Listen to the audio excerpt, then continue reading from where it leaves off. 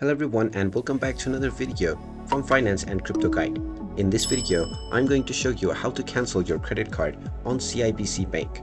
So let's get started right away. First of all, open up your web browser and then in the address bar type in cibc.com and press enter. You will now be taken into the official CIBC website.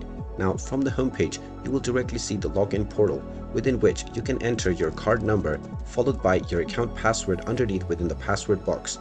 Once you enter both of these, click on the sign on button and you will be logged into your CIBC account. Once you log in, click on the credit cards option and you will see the option to cancel your credit card. If you don't find this option, then scroll all the way down and click on contact us. You can then click on the ask a question option and now you can simply type in within the message box that you wish to cancel your credit card. You can then click on the send button and then you will find the steps that you will need to take in order to have it cancelled. And there you have it. That is how you can go about in order to cancel your credit card on CIBC Bank.